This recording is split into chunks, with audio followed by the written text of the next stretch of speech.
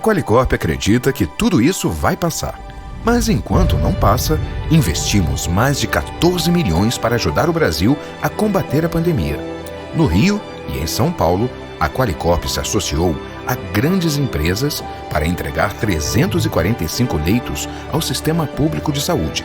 Milhares de vidas estão sendo salvas. Juntos, daremos a volta por cima.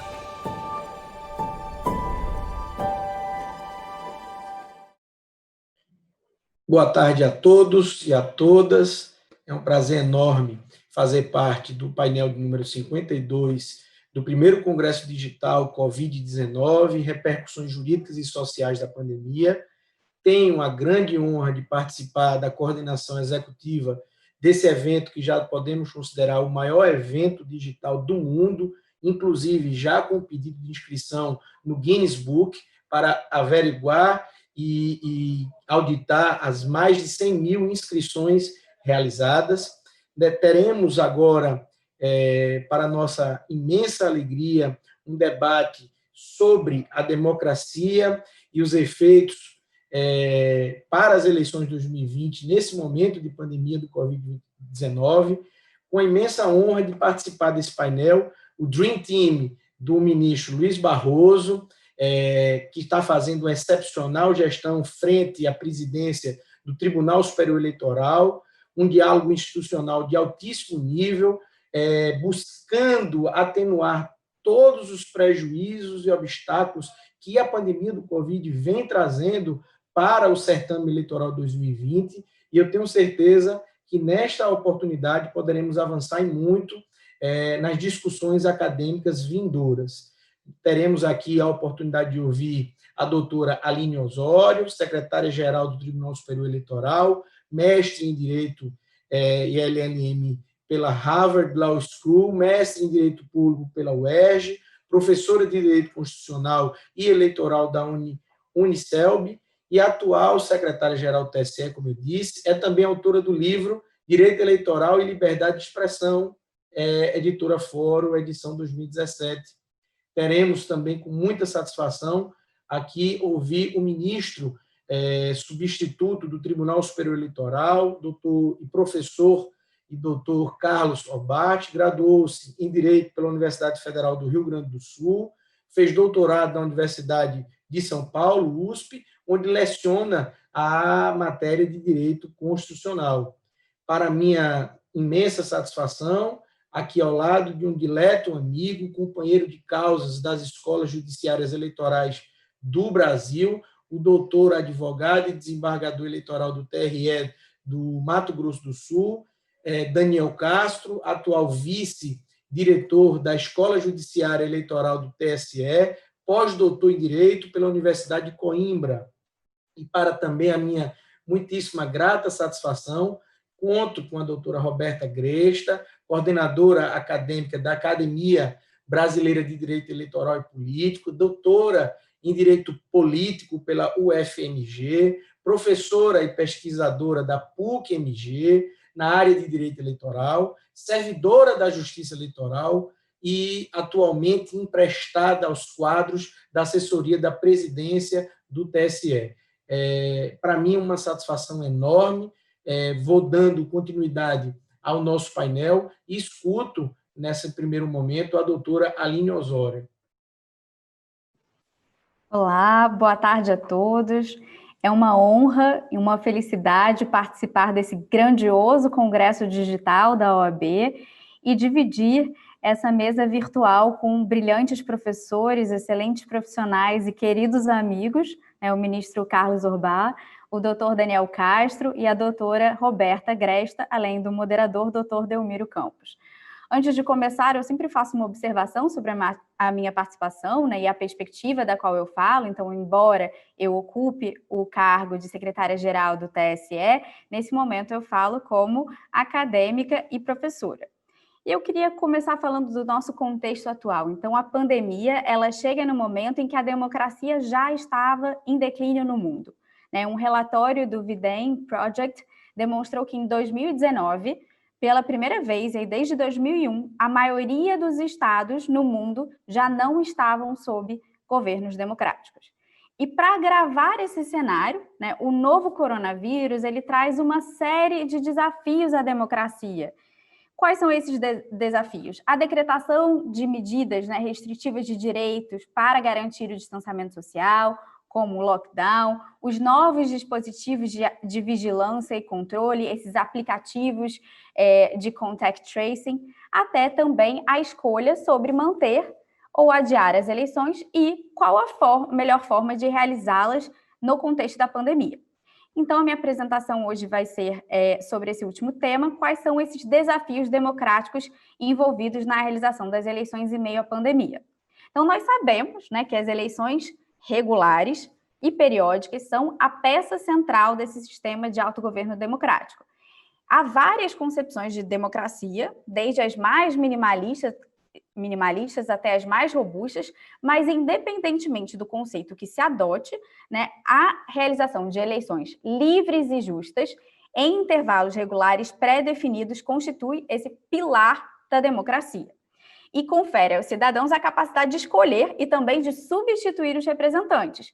E, claro, nesse nosso contexto atual, nunca esteve tão evidente a necessidade, a importância de escolher lideranças políticas bem preparadas e capazes, né, de lidar com tantos desafios que se apresentam hoje em dia.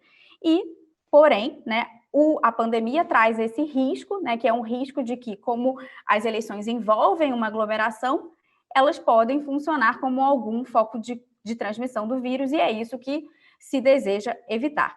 Então, até o dia 15 de julho, em razão da pandemia, mais de 60 países e territórios já haviam decidido adiar as eleições em razão do coronavírus, e o Brasil está incluído nessa lista. Em 2 de julho, o Congresso Federal promulgou a Emenda Constitucional 107, que adiou em razão da pandemia as eleições municipais de outubro, e foram fixadas as datas de 15 de novembro em primeiro turno e 29 de novembro para o segundo turno. Então, para ilustrar as preocupações democráticas envolvidas no adiamento das eleições, eu vou citar 3 casos. O caso da França, da República Dominicana e da Polônia. Na França, o primeiro turno foi mantido, mas o segundo turno foi adiado, né, de 22 de março para 28 de junho, por meio da aprovação de uma lei pelo Congresso Nacional. A lei só dizia que a eleição deveria ser realizada até junho, delegando a um Conselho de Ministros a competência de fixar a data. Então, essa data foi fixada, mas o adiamento foi questionado perante o Conselho Constitucional francês, que decidiu, né, que aquele adiamento era constitucional, afastando argumentos de que o primeiro e o segundo turno eram um bloco indissociável e que a eleição causaria uma forte abstenção, violando a igualdade do voto. A verdade é que, de fato, o pleito municipal francês teve uma taxa de abstenção recorde de ali 58,4%, 20 pontos percentuais a mais do que eleições anteriores, né? E em algumas cidades, essa abstenção chegou até 77% do eleitorado. Então, esse foi um problema verificado na eleição da França. Na República Dominicana, as eleições presidenciais foram adiadas de 17 de maio para 5 de julho. A decisão de alteração foi da Junta Central Eleitoral, né, o organismo eleitoral do país, tomada por conta da pandemia, após uma consulta a todos os partidos políticos e o recebimento de opiniões de representantes de instituições da sociedade civil e atores políticos relevantes. A nova data foi mantida mesmo depois que foi constatado que a trajetória da pandemia estava ascendente no país. Para que se tenha uma ideia, o dia da eleição registrou o maior número total de novas infecções.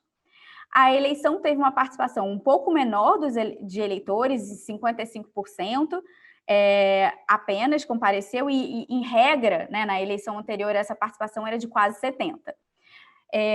Após as eleições, a curva de contágio continuou igual, enfim, não se sabe ao certo o impacto da realização da votação no aumento do número de casos.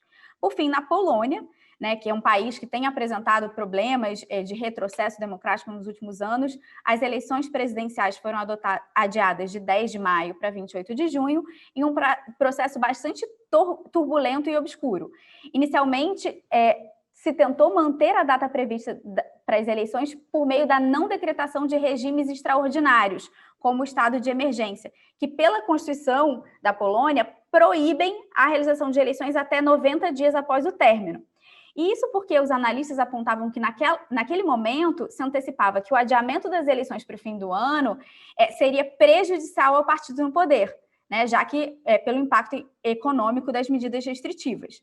Então, para permitir a votação, a um mês do pleito, a Câmara de Deputados da Polônia introduziu um projeto de lei que dizia que todo o sistema de votação seria via postal, sem votação presencial, e alterava a competência do órgão responsável por realizar as eleições, e isso de um órgão independente, que era a Comissão Nacional, para um órgão dependente sujeito à influência política. No final da história, esse projeto de lei não foi aprovado na Câmara dos Deputados, mas não foi aprovado no Senado, né? E a própria Comissão Nacional Eleitoral, depois de uma decisão, né, do líder do partido, decidiu adiar as eleições, embora sem uma decisão formal do Congresso, e, por fim, o Congresso aprovou uma nova lei. E o interessante é que, na Polônia, o comparecimento dos eleitores foi ainda maior do que o verificado nas eleições anteriores. E que lições nós podemos tirar, né, desses 3 exemplos? Esses exemplos nos falam um pouco sobre os riscos para a legitimidade democrática que estão envolvidos nessa decisão de adiar ou manter uma eleição em meio à pandemia e também de realizá-la. Em primeiro, e um dos principais dilemas é o dilema da participação dos cidadãos. Adiar as eleições, sobretudo quando isso significa prorrogação de mandatos, retira dos cidadãos a possibilidade ou a oportunidade de escolher os seus líderes e de remover os representantes que não estão fazendo um bom trabalho. De um lado, isso restringe o princípio democrático, né, o direito de participação de cidadã na formação dos governos, e de outro, afeta a legitimidade das decisões tomadas por esses representantes que estão ganhando uma extensão dos seus mandatos. Mas também manter ou adiar as eleições numa data em que o vírus esteja com tendência de crescimento exponencial também tem um problema, um efeito negativo sobre a participação, porque pode gerar a redução de comparecimento, sobretudo de cidadãos de grupos de risco. Por isso, é muito importante analisar com muito cuidado essa decisão de manter ou adiar as eleições.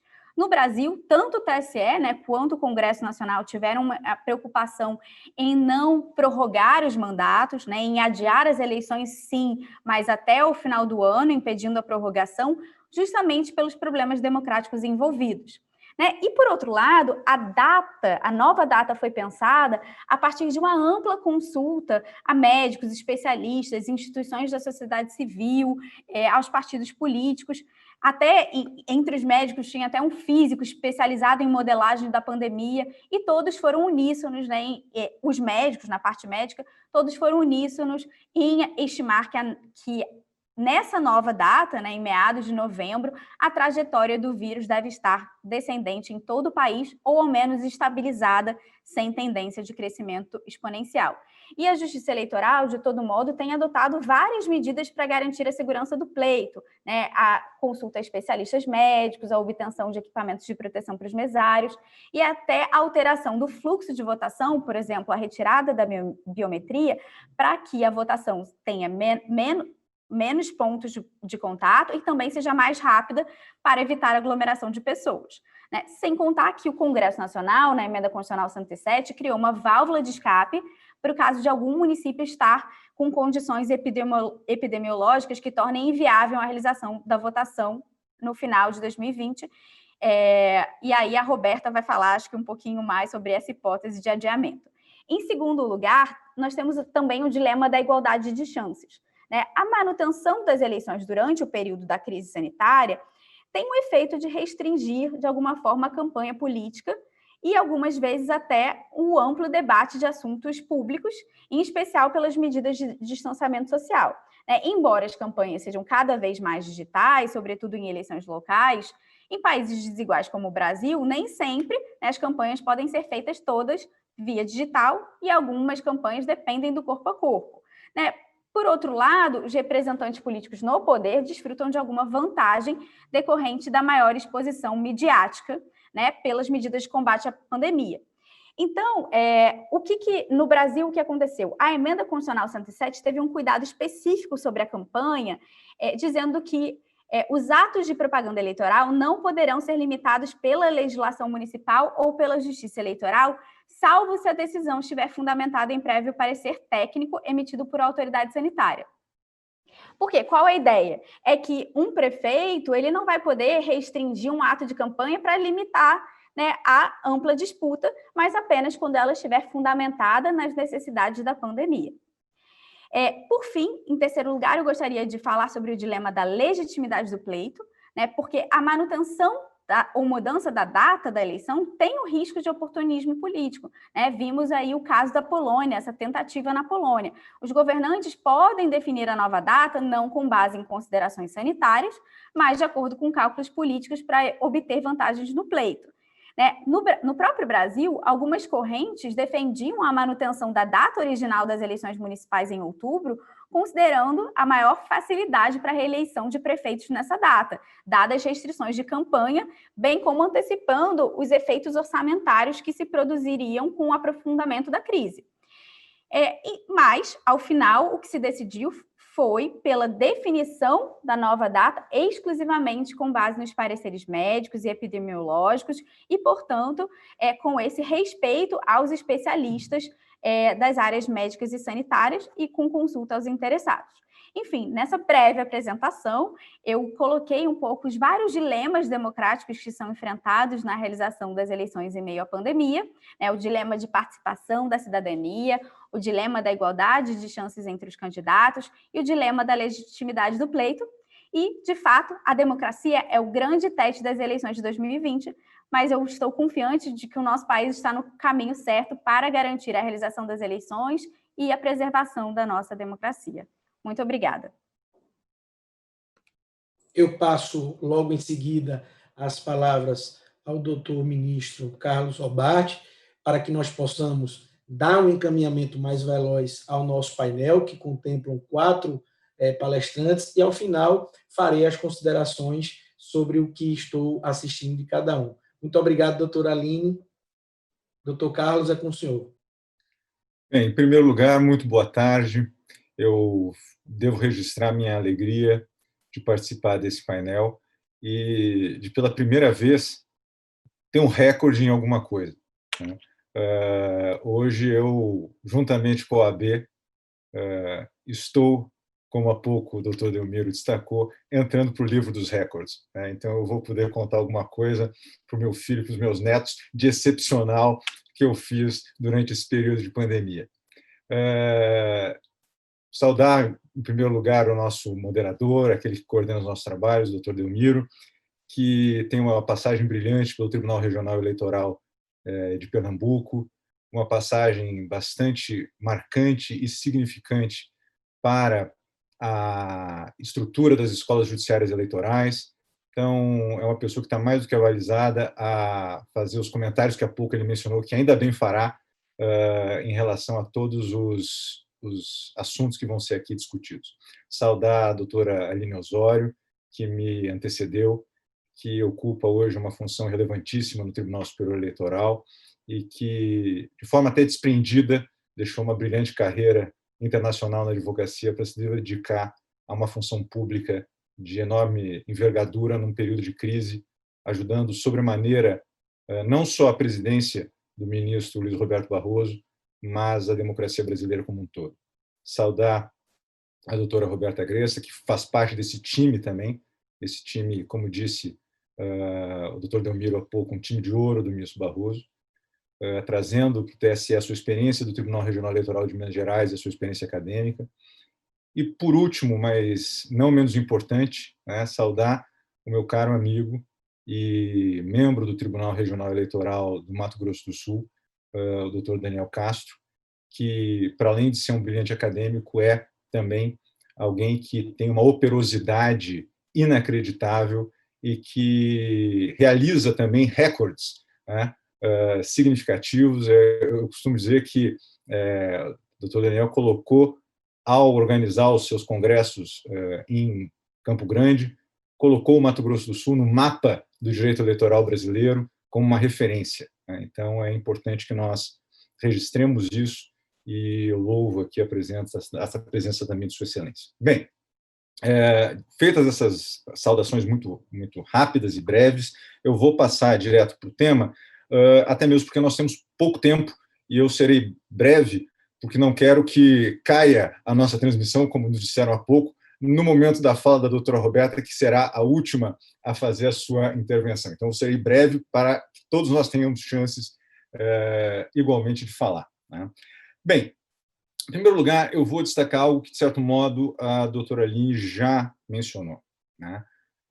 Nós estamos vivendo hoje uma crise muito grande, uma crise bastante evidente. Entretanto, é uma crise que culmina 20 anos de crises que nós vivemos no século XXI. Nós estamos aqui na culminância de um processo de esgarçamento do regime jurídico democrático, em especial dos direitos fundamentais, que se inicia logo nos primeiros anos do século XXI. Nós temos, de fato, um quadro de crises que coloca em xeque direitos fundamentais que são dos mais caros para nós. Esse processo de crises começa exatamente no dia 11 de setembro de 2001, quando há o atentado às Torres Gêmeas nos Estados Unidos e ao Pentágono, desencadeando uma série de ações que, sob a roupagem de um combate a ações terroristas, ações que colocaram em xeque uma série de liberdades públicas que nos são garantidas. Questões relativas ao devido processo, questões relativas ao nosso sigilo, à nossa privacidade, às nossas movimentações financeiras, enfim, se estabeleceu a partir de 11 de setembro de 2001 uma rede de controle global das ações das pessoas que acaba, de alguma maneira, restringindo direitos que são muito importantes para o nosso modo ocidental de vida, para o nosso modo ocidental de liberdade. A forma como o constitucionalismo democrático se desenvolve a partir de 11 de setembro é muito diferente da forma com que se desenvolveu até então. Depois dessa primeira crise relativa à guerra ao terror, que colocou em xeque de maneira clara as liberdades públicas, nós tivemos uma segunda crise gravíssima, que foi exatamente aquela que se inicia com o debacle do sistema de créditos norte-americanos, do subprime, em 2007, e que chega na Europa em 2008, na crise das dívidas soberanas. E aí nós tivemos um caos econômico-financeiro que atacou uma outra frente de direitos fundamentais, atacou a frente dos direitos sociais. Nós tivemos aí, ao longo de um período muito grande, uma necessidade de medidas de austeridade que restringiram o âmbito de proteção de uma série de direitos sociais. Basta, para comprovar o que eu estou dizendo, fazer uma pesquisa na jurisprudência de crise de países como Portugal, Espanha, Itália, para ver que os tribunais constitucionais eles tiveram que, de fato, fazer uma releitura dos direitos sociais para que houvesse condições de se fazer frente àquela gravíssima crise econômica de 2007 e 2008. Depois, por último, nós tivemos em 2016 uma crise democrática que já vinha se construindo, mas que se evidencia quando há a introdução de técnicas tecnológicas que alteram a dinâmica da democracia ocidental. Alteração essa que se evidencia tanto nos episódios das eleições americanas de 2016 quanto da campanha do Brexit. Esses dois episódios trouxeram à tona novas preocupações para os Estados com a manutenção da rigidez dos seus regimes constitucionais, dos seus regimes democráticos. A vulneração de liberdades públicas, como o sigilo de dados, o direito à privacidade, o direito à informação, foi associada nesse movimento a uma crescente ameaça à própria legitimidade do sistema político institucional, colocando em risco agora também a efetividade dos direitos políticos. A primeira crise colocou em xeque as liberdades públicas, a segunda, os direitos sociais, a terceira, os direitos políticos. E agora nós vivemos essa crise da pandemia que se inicia no final do ano passado e que é declarada pela OMS em março desse ano, uma crise nova que agrega os efeitos das três anteriores. Nós temos, como já disse a doutora Aline, restrições às liberdades públicas, o direito de ir e vir, os nossos direitos de trabalho, a nossa liberdade de empresa. Existem várias liberdades públicas que são limitadas por esse ambiente de pandemia que vivemos. Nós temos restrições que a economia depauperada gera para os direitos sociais. A mesma onda de restrição de direitos sociais que foi vista lá atrás, no caso do subprime e das dívidas soberanas, nós estamos já assistindo agora, e nós vamos ter um grande impacto disso também nos direitos políticos. E é isso que nos interessa mais dentro do panorama que foi há pouco mencionado pela doutora Aline. E tal como ela, eu vou aqui fazer o disclaimer de que eu não estou aqui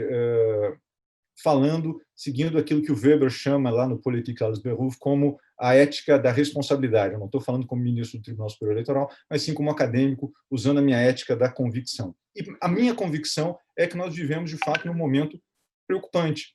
Um momento preocupante que exige cautelas para o cuidado de direitos fundamentais que são dos mais caros para a consciência jurídica, para o padrão jurídico ocidental. De modo que, nesse minuto que me resta, eu gostaria de registrar que essas medidas todas que o Tribunal Superior Eleitoral tem tomado são medidas que vão ao encontro dos direitos fundamentais, de modo a permitir a melhor ponderação desses direitos. Exatamente porque, como já ensinava o Konrad Hesse lá na metade do século XX, o âmbito de proteção dos direitos fundamentais ele varia no tempo e no espaço. As condições normais de temperatura e pressão geram níveis ótimos de incidência e de proteção dos direitos fundamentais. Mas a mudança dessas condições faz com que nós tenhamos que ponderar os diferentes valores que são constitucionalmente assegurados para se ter uma solução igualmente ótima, para se ter um processo de otimização.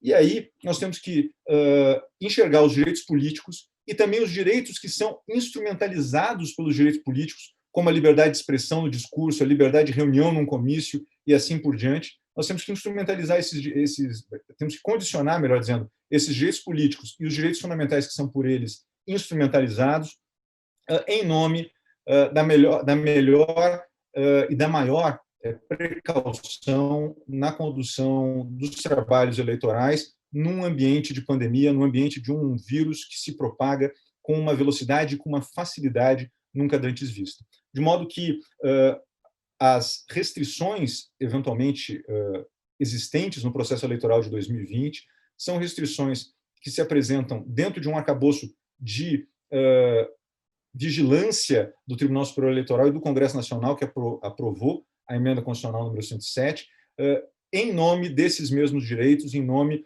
da manutenção maior possível do nosso ordenamento jurídico constitucional. E como eu já falei 11 minutos, eu vou ficar por aqui agradecendo a oportunidade e dizendo que eu tenho a convicção, tal como a doutora Aline há pouco mencionou, que nós teremos eleições extremamente, participativas, apesar do vírus. Nós tivemos experiências estrangeiras em que houve índices significativos de participação, mesmo no meio da pandemia, como é o caso sul-coreano.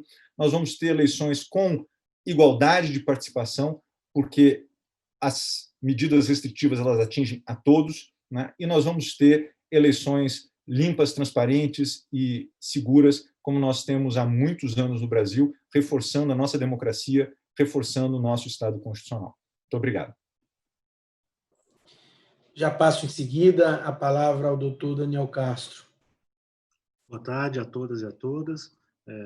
Iniciar aqui cumprimentando minha querida amiga, a doutora Aline Osório, a doutora Roberta, brilhantes juristas aí do citado Green Team do ministro Barroso no Tribunal Superior Eleitoral.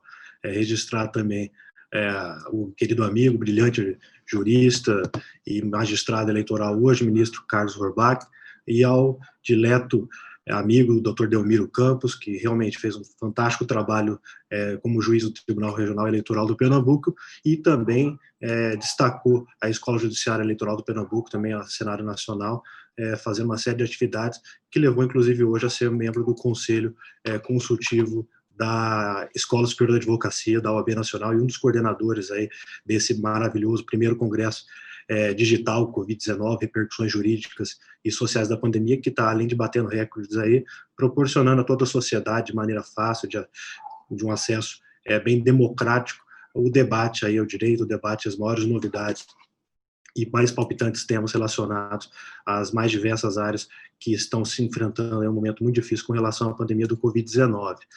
Como bem salientado aí, tanto pela doutora Aline como pelo doutor Carlos Forbach, é muito difícil falar depois deles, né?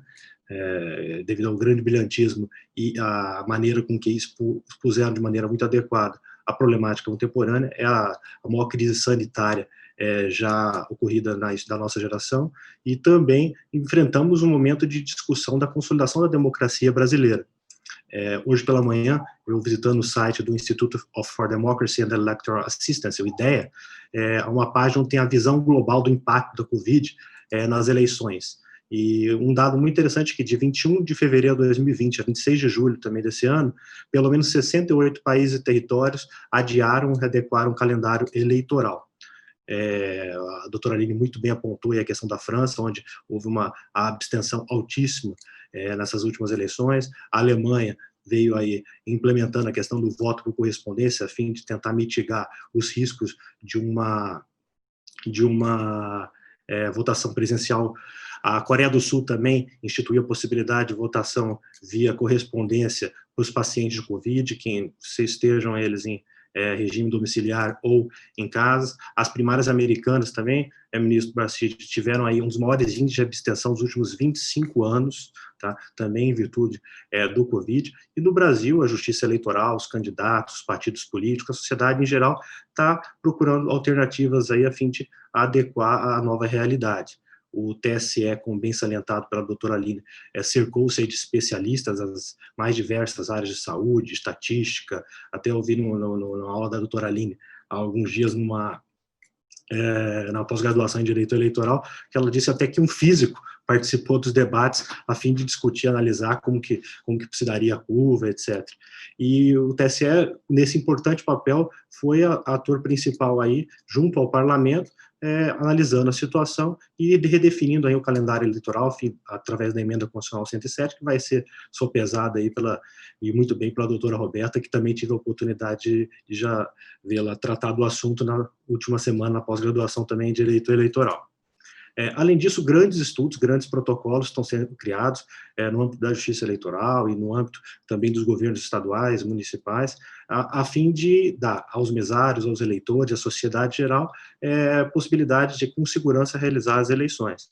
Do mesmo modo, até fazer um registro, a Escola Judiciária do Tribunal Superior Eleitoral, muito bem aí comandada pelo ministro Tarcísio Vieira, está introduzindo uma série de medidas através dos seus eixos cidadania e aprimoramento das práticas eleitorais, a fim de fomentar que a sociedade, os cidadãos participem das eleições e participem nesse momento desse processo democrático. A fim de ser célere aqui também, deixar o doutor Delmiro aí fomentar um importante debate, eu quero só trazer algumas outras questões que são muito caras à democracia e que não podem ser deixadas de lado, mesmo em um momento onde a gente só se discute pandemia, né?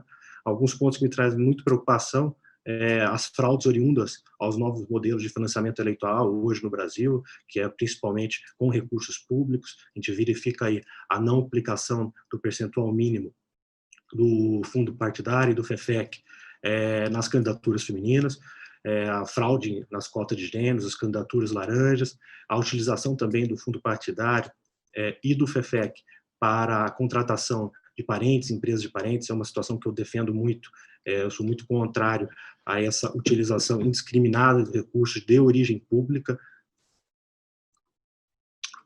pelos candidatos e pelos partidos políticos. São situações que, mesmo em momento de pandemia, onde as prioridades a priori são outras, devem ser sopesadas, devem ser analisadas, a fim de que tenhamos aí eleições correndo dentro da maior normalidade possível e através do fiel cumprimento da lei. Uma outra questão que me chama a atenção é a questão da mídia digital e o fenômeno da utilização das redes sociais, um fenômeno aí que iniciou com Obama em 2008, passou pela campanha Trump em 2016, eleições legislativas da Itália em 2018 e também a eleição geral de 2018 aqui no Brasil.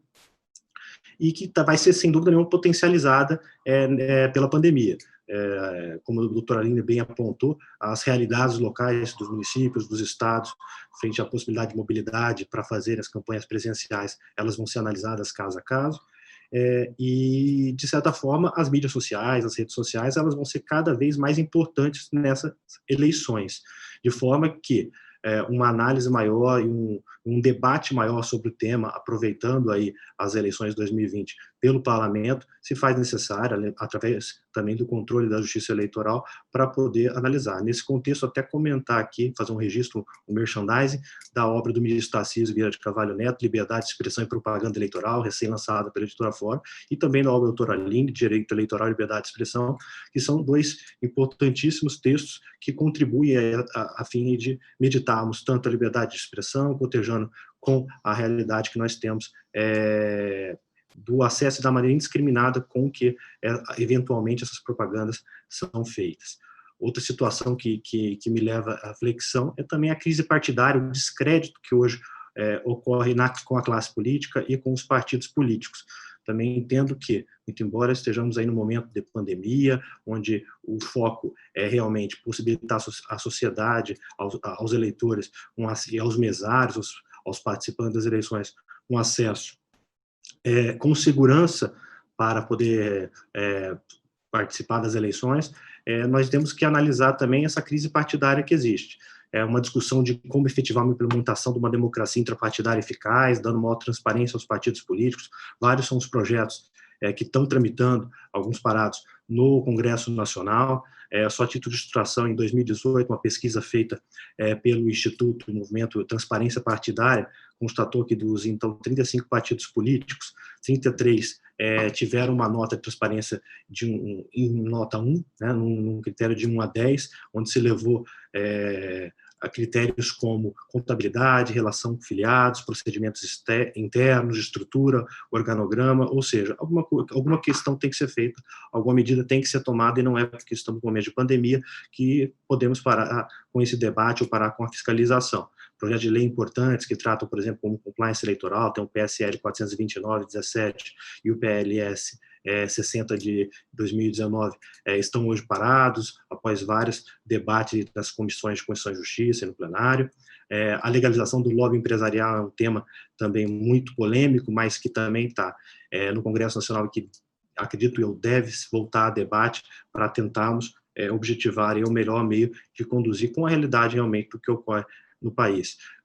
Outras questões, como meios de coibir o Caixa 2, também tem que ser sopesados. Ou seja, devemos aproveitar esse momento de pandemia, onde algumas prioridades são apontadas para a segurança das eleições, mas também envolver a debates técnicos de alterações em reforma política, temas polêmicos, mas que podem engajar aí um fortalecimento na consolidação da democracia brasileira, como, por exemplo, o voto distrital misto, que foi sopesado pelo grupo de trabalho do Tribunal Superior Eleitoral no último ano, capitaneado pelo ministro Luiz Roberto Barroso, está no parlamento, e podemos aí aproveitar desse tempo de debate e de fácil acesso para que o parlamento possa tratar dos assuntos, democratizar esse debate, a fim de evoluirmos e termos, além de eleições seguras, com todos os critérios necessários, através da emenda constitucional trazida pelo parlamento e das medidas que serão tomadas, assim, não tenho dúvidas, pela justiça eleitoral, não esquecer aí de alguns temas importantes que devem ser respeitados, devem ser analisados nas eleições. São essas breves considerações aí para auxiliar o doutor Delmiro Campos aí nos debates. Muitíssimo obrigado, doutor Daniel Castro. Fez o merchan dos livros dos doutores Tarcísio Vieira de Castro e doutora Aline Osório, e eu faço o seu, Direito Eleitoral e Compliance Partidário, recém-lançado pela editora Fórum. Recomendo a todos. O meu eu vou receber aqui por correspondência, autografado.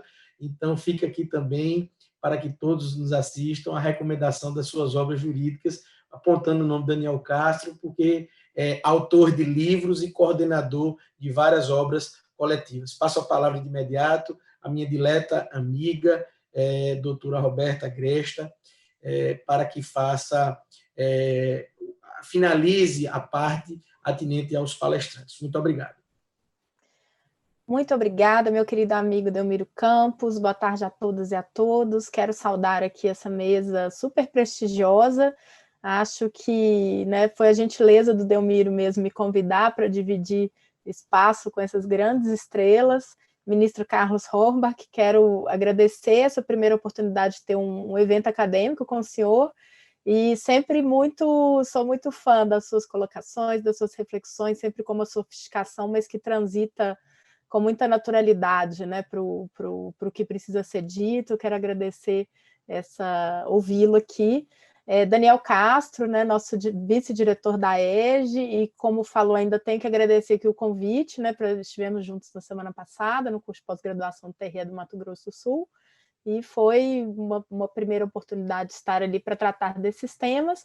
E deixei aqui por último para dizer da minha queridíssima Aline Osório, quero render uma homenagem aqui a essa mulher incrível que está hoje na condução do Tribunal Superior Eleitoral aí na Secretaria-Geral da Presidência, né? Nossa primeira mulher secretária-geral, e como o próprio parece que já vem com um plus a mais, né, Aline? Já tem que vir assumir eleição e pandemia, e que está realmente conduzindo a todos com serenidade e dando esse suporte tão essencial ao ministro Luiz Roberto Barroso. Quero deixar aqui meu agradecimento.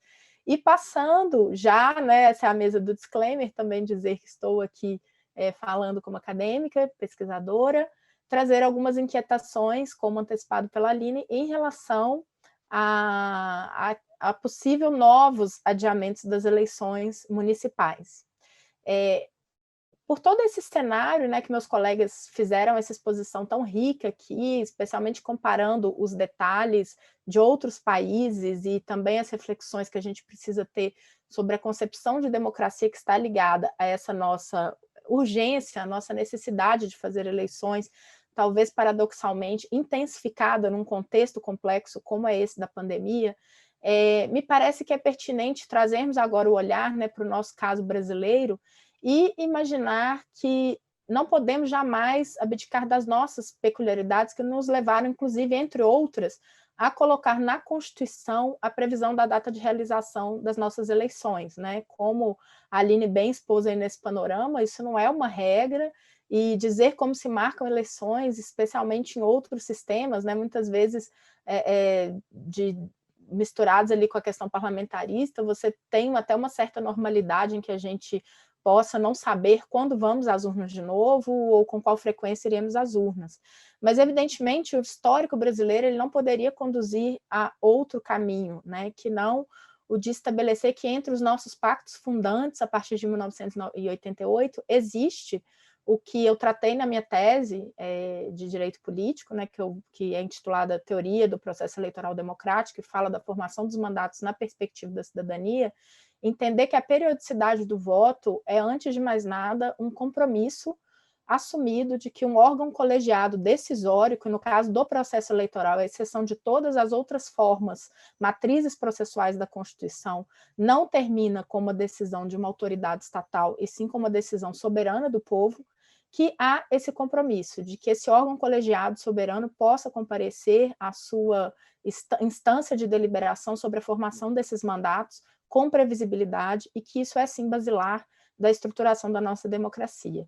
Então, me parece que não à toa, como relatado aqui pela Aline, a gente vê nesse contexto que se impôs sobre nós a tendência, né, de que todos os discursos já refratários ao avanço democrático, discursos já incluídos nessa tendência também apresentada também pelo professor Daniel em relação ao avanço do autoritarismo ali já bem registrado nos levantamentos do IDEA, a gente tenha junto discursos que vão dizer que a eleição é cara, a eleição é um dispêndio, que é um absurdo mandar pessoas para as urnas agora, e, curiosamente, a gente vê que mesmo os argumentos de índole sanitária, eles não parecem encontrar eco num comportamento mais amplo, né, que tem pressionado por uma abertura de outras atividades muito menos essenciais do que aquelas ligadas ao comparecimento ordenado e planejado às urnas, e Por outro lado, também a gente vê a boa e velha, eu digo que é quase uma emenda bumerangue, né? Parece que ela tem um elástico ali, ela volta sempre para a gaveta, que é a unificação das eleições, sempre vem, né? Acontece qualquer coisa, qual a resposta? Unificação das eleições. Cálculos extremamente simplórios em relação a números, né? Tenho aqui que fazer esse comentário. Evidentemente, a gente não corta uma eleição que acontece a cada 2 anos e diz que a gente teria metade dos custos caso fizesse há 4 anos, porque a matemática, evidentemente, não é tão simples, mas é uma coisa de muito apelo, somada ainda aos fundos públicos, né, de recursos que financiou a política e que voltam também, nesse contexto, a ser objeto de ataques. A meu ver, no âmago disso tudo está uma própria onda de ataques também à institucionalidade da justiça eleitoral, dentro desse contexto maior de questionamento das instituições democráticas. Acho que essa onda de ataques à justiça eleitoral interessa, de fato, aqueles que sabem que, desde que instituída, é a justiça eleitoral um agente responsável pela possibilidade de concretizarmos tanto quanto possível e com todas as nossas adversidades, eu diria, com méritos que devem ser comparados em âmbito mundial e reconhecidos como muito prestigiosos, a condição de produzir resultados eleitorais autênticos e legítimos. E acho que as investidas são reflexo desse êxito. Acho que devemos lê-lo dessa forma. A quem não interessa a democracia, não interessa um órgão de governança eleitoral como a justiça eleitoral, que se apresenta com eficiência, ainda que evidentemente sujeita a críticas. Não estou dizendo aqui que não existam críticas necessárias ao aprimoramento da atuação da instituição, mas evidentemente também com esse êxito. E nesse cenário, para ir caminhando aqui então para a colocação que me leva à nossa emenda 107, de 2 de julho de 2020, é fundamental também nós registrarmos que ela nasce de um diálogo institucional que, na minha leitura, sempre otimista das situações, acredito que os grandes desafios inspiram também as lideranças mais adequadas nos momentos mais oportunos, e são oportunos exatamente porque são muito difíceis. E me parece que, nesse momento, a liderança do ministro Luiz Roberto Barroso, à frente do TSE, em diálogo com o Congresso Nacional, tenha sido realmente muito decisiva, né? Falo isso com uma constatação mesmo de uma necessária aproximação entre TSE e Congresso Eleitoral, em um momento em que nós não estamos discutindo né, disputas de poder em relação a uma discussão que possa haver de poder normativo, de função normativa da justiça eleitoral, ou se essa função deva ser regulamentar apenas, e eu até sou do entendimento de que a função da justiça eleitoral é essencialmente regulamentar, mas de um concerto, né, de um acerto de orientações dentro da compreensão de que nós não teríamos uma saída adequada se não fosse por meio desse diálogo. É, sem dúvida, o Congresso que tinha o poder, isso foi afirmado desde o início pelo TSE e pelo STF, é, sem dúvida, o Congresso que tinha o poder para determinar a excepcionalíssima necessidade de adiamento das eleições, mas o Congresso também precisava ouvir a Justiça Eleitoral, porque é a Justiça Eleitoral que é o órgão especializado em fazer eleições, e é preciso saber, né, até me foge aqui o nome agora da palestrante, a Therese, lá do IDEA também, que diz, né, que de umas análises feitas pelo Instituto é que a gente tenha sempre a percepção de que é preciso conferir condições aos órgãos de governança eleitoral para que eles, nesse contexto de pandemia, se desincumbam dos ônus que eles têm na realização dessas eleições. E acho que a emenda 107 é isso. Nesse ponto, ela demonstra esse acerto, porém, um aspecto que eu acho que possa não ter tido a melhor solução diz respeito exatamente a possível novos adiamentos em municípios específicos, acaso acometidos de forma mais intensa por picos, né, da pandemia. E eu digo isso porque a proposta que sai do Senado, ela efetivamente sai reconhecendo uma diferença de espectro conforme a magnitude da questão a ser tratada. Ela coloca que saindo do Senado, que para haver um adiamento no Estado, seria necessário que o TSE provocasse o Congresso e que o Congresso, ouvida a sua comissão que está encarregada do enfrentamento à pandemia, editasse decreto legislativo. Mas ela reconhecia que, na nossa realidade, de mais de 5.800 municípios, seria essencial que nós tivéssemos uma outra alternativa para municípios pontuais. E aí, essa alternativa era a provocação do TRE ao TSE, para que o TSE determinasse a suspensão e a marcação de nova data naquela localidade. O que acontece no texto ao final aprovado na Câmara, é que as duas situações foram unidas em uma única medida, que, na minha análise, repito, acadêmica, me parece trazer entraves ao melhor desempenho, caso cheguemos, né, esperamos não chegar, mas caso cheguemos à situação em que seja necessário adiar a eleição em municípios específicos, me parece que a emenda não fornece uma resposta proporcional ao enfrentamento desse problema. Isso porque também dependerá de decreto legislativo, deverá haver a provocação do TSE, ouvida a autoridade sanitária federal, e toda a magnitude das instâncias que devem atuar para que a gente consiga, então, ter um decreto legislativo suspendendo em municípios, digamos aí, com menos de 1.000 eleitores, me parece que não será possível, né? Acho pelo menos pouco provável que seja uma medida eficaz para atender com a velocidade necessária as situações dispersas em pequenos municípios pelo Brasil.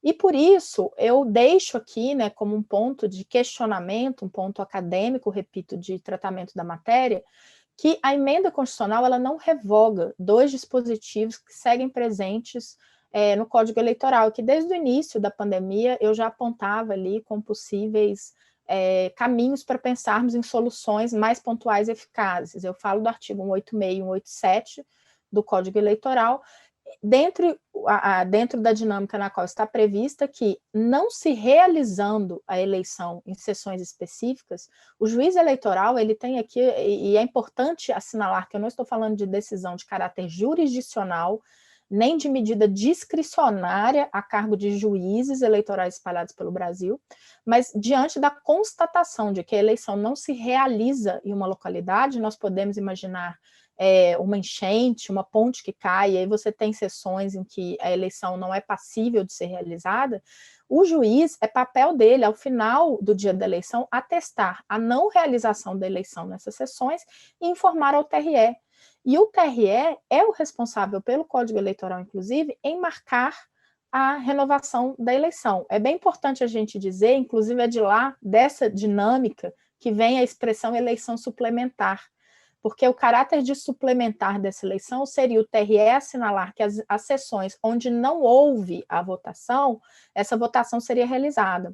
E também a gente deve colocar em perspectiva que isso tinha muito sentido num contexto em que a apuração demorava e ainda era possível, antes de encaminhamento final da apuração, que houvesse alguma intervenção para suspender essa apuração e para que, então, realizasse a votação só nas sessões, ainda sem que esses eleitores dessas sessões soubessem qual é o resultado das demais. A eleição suplementar, ela perde o seu caráter, né, a partir da velocidade do nosso próprio sistema de apuração da urna eletrônica, mas a norma segue lá e me parece que ela comporta alguma readaptação, inclusive para considerar, numa situação extrema, e aí falo de uma situação extrema, em que tudo acontecendo e o Congresso não agindo a tempo de editar o decreto legislativo, fique um juiz em suas mãos sem saber como proceder diante de um caos ou de medidas de lockdown no próprio município. E nesse ponto, me parece que, como é o juiz eleitoral, aponta ali a expressão da justiça eleitoral, que ao final do dia terá dito para as pessoas saírem de casa, e talvez se posto em um risco que não poderia ser administrado, que a gente não pode perder o olhar para essa situação e pensar em como será possível equacionar alguma medida mais pontual e mais urgente do que aquela propiciada pelo trâmite exigido hoje pela emenda no decreto legislativo. Então, com essas considerações, Delmiro, quero agradecer imensamente ao convite do Conselho Federal da OAB, da ESA, por estar aqui, novamente a você, e também estender aqui o meu abraço sempre e a minha homenagem aos colegas servidores da Justiça Eleitoral, especialmente aqueles que estarão na ponta das eleições nos cartórios, levando adiante essa missão juntamente com os mesários e demais envolvidos, tão importante para a nossa democracia. Muito obrigada. Quem agradece somos nós, a Escola Superior da Advocacia Nacional, na figura do seu diretor-geral, Rony Peus Duarte, que foi um grande idealizador desse evento, e eu quero confessar aqui a todos vocês que esse evento ele foi idealizado no dia que nós realizamos o primeiro congresso virtual do Tribunal Superior Eleitoral, foi a despedida do professor Flávio Pansieri. Eu tinha acabado de sair de um dos painéis e a primeira coisa que fiz foi ligar para o diretor Rony e dizer a ele que tínhamos que fazer algo parecido. E quando eu revelei que nós tivemos no Tribunal Superior Eleitoral 18 mil inscritos, ele disse, vamos fazer parecido, só que com 100 mil inscritos. E aí ele dobrou, triplicou, quadriplicou, quintuplicou a meta, nós alcançamos. E estamos aqui todos muito felizes, agradecidos pela confiança do Felipe Santa Cruz, que otorgou a coordenação acadêmica ao ex-presidente Marcos Vinícius, a Fernanda Marinella, membro do Conselho Nacional do Ministério Público. Enfim, há uma afinidade de pessoas envolvidas, um colegiado, é uma obra coletiva, e em nome dessas pessoas que eu citei, eu quero deixar aqui o meu mais efusivo e emocionado agradecimento. A todos vocês, a felicidade de termos alcançado também o nosso objetivo, porque nós defendemos aqui com afinco a nossa pauta, que foi a defesa mais intransigente e restrita possível do Estado Democrático de Direito, demonstrando cada um, através das suas palavras, o quão importante para o fortalecimento da democracia é a manutenção das eleições no ano de 2020. Eu começo aqui destacando que a nossa querida Roberta demonstrou de forma cabal a importância da emenda complementar 107 para o sistema eleitoral brasileiro, a forma como o próprio Tribunal Superior Eleitoral atuou para que nós alcançássemos esse resultado como o de melhor resultado, deixando bem claro aqui o quanto a gente batalhou aqui através da Aline Osório sobre o direito internacional comparado, trazendo um pouco do que nós estamos enxergando, observando lá fora, para servir, sim, de contribuição para o enfrentamento que nós teremos nesse segundo semestre. Então, essas lições que nós vemos é o destaque para a abstenção, e eu venho costumando dizer que esse ano será o único ano que eu não vou criticar a abstenção, eu vou respeitar a abstenção. E aí eu acho que o Tribunal Superior Eleitoral deverá desenvolver, dentro das suas campanhas sociais, pedagógicas, alguma matéria sobre a importância do voto, mas também sobre como proceder na votação para que o eleitor ele se sinta seguro no enfrentamento das circunstâncias que nós teremos, para evitar, obviamente, também as aglomerações. E aí o ministro Carlos Obach destacou muito bem a preservação e a defesa inerente dos direitos políticos e o trabalho que o próprio Tribunal Superior Eleitoral vem desenvolvendo nesse momento, fazendo esse link com a questão da LGPD e esse momento que a gente passa sobre a defesa com mais afinco de direitos e garantias fundamentais. E quando vejo o Daniel destacando todo o arcabouço político que é necessário para desenvolver essa manutenção da segurança mínima para a realização desses direitos e garantias eleitorais, que são também fundamentais, quando ele desenvolve e apresenta o quão importante é o trabalho do Congresso Nacional no enfrentamento de matérias que são atreladas e possuem imediata repercussão no processo eleitoral brasileiro. Então, assim, eu encerro esse nosso painel feliz, muito feliz, por entender que alcançamos o objetivo, e a vocês quatro, a doutora Aline, ao doutor Carlos, ao doutor Daniel, à doutora Roberta, o meu muitíssimo, muito obrigado.